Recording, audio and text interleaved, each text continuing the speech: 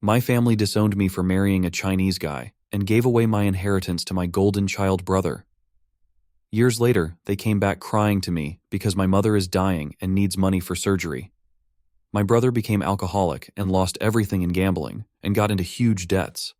AITA for not saving my mother and providing shelter for my now homeless family. I'm a 34F, married to my incredible husband James, 36M, and my story is one of bitter realizations and finally standing up for myself.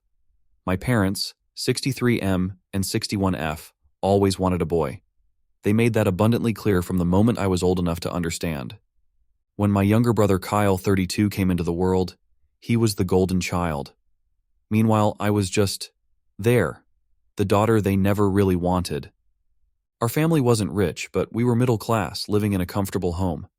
Yet none of that comfort extended to me. My parents were racist and conservative, wrapped up in a white is right mentality that dictated how they viewed the world. It also meant that everything they did revolved around Kyle, and I was constantly pushed aside. I have this vivid memory from when I was 9. My parents had promised me a small birthday party, nothing fancy, just a cake and a few friends over. I was so excited. But the moment the cake was brought out, my parents decided to change the entire purpose of the celebration. Kyle had just gotten an A on his spelling test, and they turned my birthday party into a celebration for his accomplishment. I stood there, trying to smile through the humiliation, but inside I was crushed. It was like I didn't exist. That was my childhood in a nutshell. Kyle was praised for every little thing he did, while my own achievements were brushed off or, worse, turned into criticisms. When I made honor roll in middle school, my dad looked at my report card and said, "That's nice, but you should aim higher." If Kyle scraped by with a passing grade, he was showered with praise and rewards. It was a never-ending cycle that drained me of any sense of self-worth. High school wasn't any better. I remember saving up $500 from babysitting and doing odd jobs around the neighborhood. I wanted to buy myself a laptop for school, something I desperately needed. But before I could even think about spending that money, Kyle announced he wanted to impress his girlfriend with a fancy date. My parents guilt-tripped me into giving up every cent I'd saved. "Family comes first," they said, as if that somehow justified taking my hard-earned money. When I cried, they called me selfish and accused me of trying to ruin Kyle's happiness. That betrayal cut deep. My parents never believed in me. When it came time for college, I had my heart set on going to a university. I'd worked tirelessly, applying for scholarships and even getting accepted into a decent school. But when I asked about my college fund, my parents told me it was gone. Kyle needed it for his future, and I should be grateful to go to community college instead. They said it like it was a favor, like I should be thankful they didn't expect me to just skip higher education altogether. My dreams felt shattered, and I ended up working part-time at a retail store to make ends meet. That job at the store was where my life took an unexpected turn. James started coming in regularly to buy office supplies. He was this kind, charming, and ridiculously handsome guy who just had a way of making my day better. We'd chat every time he came in, and over time, our conversations turned into dates. James, a Chinese man, treated me with a respect and love I'd never experienced. We bonded over our shared experiences, our dreams, and our values. Falling in love with him felt like coming up for air after drowning for years. When he proposed, it felt like a dream, but introducing him to my parents was a nightmare. They took one look at him and their disgust was palpable. My mom even pulled me aside and said, "You're throwing your life away on someone who doesn't even belong here." The racism and hatred in her voice made me sick. My dad declared that I was no longer his daughter and disowned me on the spot. At the same time, Kyle was demanding that my parents transfer the family assets to him. My parents had initially been hesitant, but when I announced my engagement, they saw it as the perfect excuse. Out of pure spite and retaliation, they wrote me out of their will and handed everything, our house, their savings, and any valuable property, to Kyle.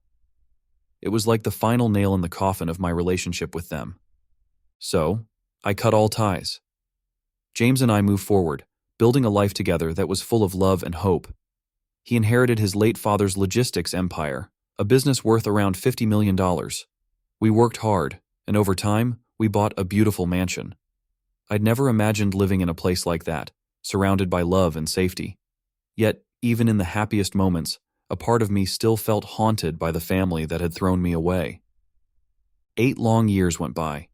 8 years of no contact, no messages, and no involvement in each other's lives. Then, out of the blue, I started getting calls from unknown numbers. At first, I ignored them. But then, one day, I got a voicemail from my dad, sobbing and begging me to talk. My heart raced as I listened, but I deleted the message. I told myself I didn't owe them anything, but the calls kept coming, and my resolve weakened. Eventually, I agreed to let my dad visit. Seeing him again was a mix of emotions. He looked older, more tired, as if the years had beaten him down. His eyes widened as he took in our home, a mansion far more luxurious than anything he'd ever imagined for me. He stammered, clearly shocked by the wealth and success that surrounded me. I asked him what did he want, and why did you come? He sighed, his voice shaking. Your mother is very sick, he said. She has a heart condition and needs surgery. We can't afford it. I was shocked to hear that.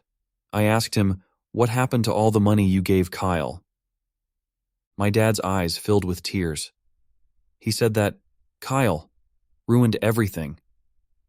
He got married a few years ago, had a baby, and then he cheated on his wife. She divorced him, took full custody, and the child support payments are killing him. He lost his job 3 months ago, and then he started gambling. He took out loans against the house and lost everything. The bank is evicting us, and we have nowhere to go.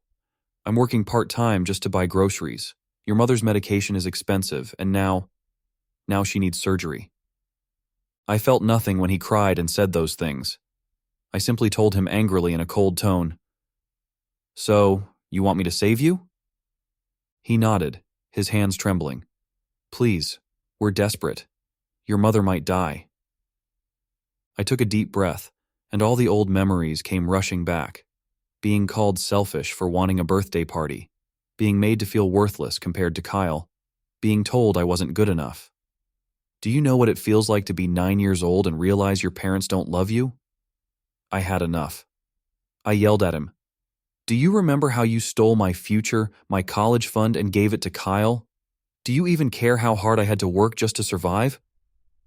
He started crying. I'm so sorry. We didn't realize what we were doing. Bullshit. You knew. You just didn't care. I remember coming home from high school graduation, so excited to tell you I'd gotten a scholarship. You didn't even ask how it went. You said it didn't matter because I'd never amount to anything. My dad got on his knees and started crying and said, We were wrong. We made terrible mistakes. But please, your mother needs you. Save her. James, who had been silently standing beside me, squeezed my hand. His support grounded me, but I could feel the weight of the decision crushing me. You disowned me because I married James, I said, my voice shaking with a mix of rage and sorrow. You threw me away because he didn't fit your racist ideals, and now that Kyle's ruined everything, you think you can come crawling back? You don't get to need me now. You made your choice. You chose Kyle. You chose your pride. And you chose to abandon me when I needed you most. I've built a life without you, and I won't let you drag me back into your mess. I told him to leave.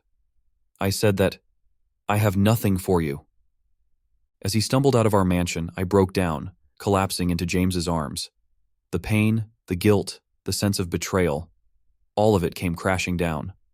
I cried until I couldn't breathe, but James held me, whispering that I was strong, that I'd done the right thing. The aftermath was brutal. My phone was flooded with messages from extended family, calling me heartless, accusing me of letting my mother suffer. They told me that family comes first, and that I was a monster for not helping. One cousin even threatened to come to my house and confront me. But for the first time, I stood my ground.